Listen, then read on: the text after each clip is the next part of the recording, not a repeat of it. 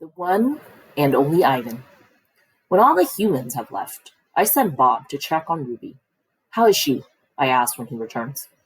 She was shivering, Bob says.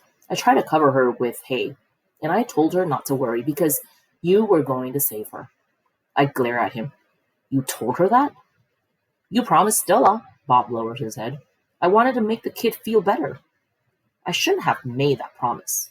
Bob, I just wanted. I point to Stella's domain, and for a moment, it seemed like I'd forgotten how to breathe. I wanted to make Stella happy, I guess. But I can't save Ruby. I can't even save myself. I flop onto my back. The cement is always cold, but tonight it hurts. Bob leaps onto my belly. You are the one and only Ivan, he says. Mighty Silverback. He licks my chin, and he's not even checking for leftovers. Say it, Bob commands. I look away. Say it, Ivan. I don't answer.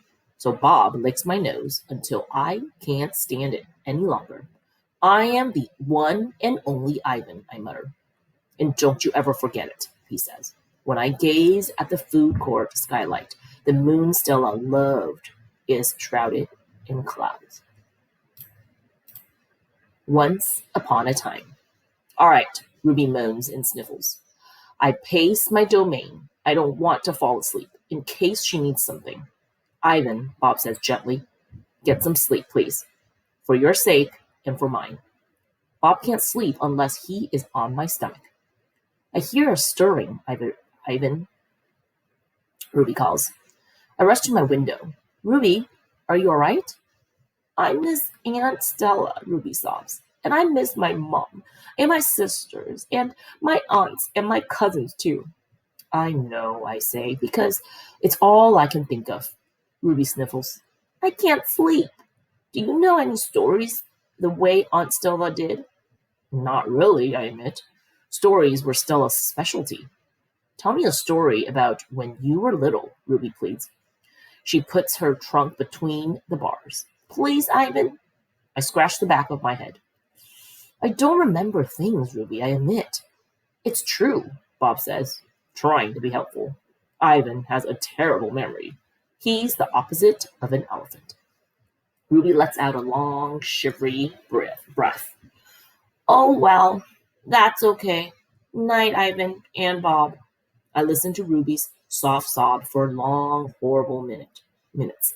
Then I hear myself saying, once upon a time, there was a gorilla named Ivan, and slowly and deliberately, I try to remember. The Grunt. I was born in a place humans call Central Africa, in a dense rainforest so beautiful no canyons could ever do its justice. Gorillas don't name their newborns right away, the way humans do. We get to know our babies first. We wait to see hints for what might yet be. When they saw how much she loved to chase me around the forest, my parents decided on my twin sister's name, Tag.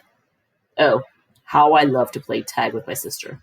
She was nimble, but when I got too close, she would leap onto my unsuspecting father. Then I would join her, and we would bounce on the tolerant belly until he gave us the grunt, the rooting pig sound that meant enough. That game never got old, although my father might have disagreed. Mud. It didn't take long for my parents to find my name.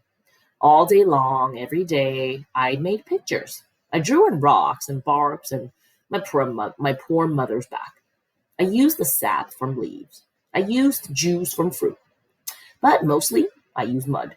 And that is what they called me, mud. To a human, mud might not sound like much, but to me, it was everything. Protector. My family, which humans call a troop, was just like any other gorilla family. There were 10 of us: my father, the silverback, my mother, and 3 other adult females, a juvenile male called a blackback, and 2 other young gorillas. Tag and I were the babies of the group. We squabbled now and then, as families will, but my father knew how to keep us in line with a simple scowl. And for the most part, we were happy to do what we were meant to do, to feed and forage and nap and play. My father was a master at leading us to the ripest fruit for our morning feast and for our night nest. He was everything a silverback is meant to be: a guide, a teacher, a protector, and nobody could chest be like my father.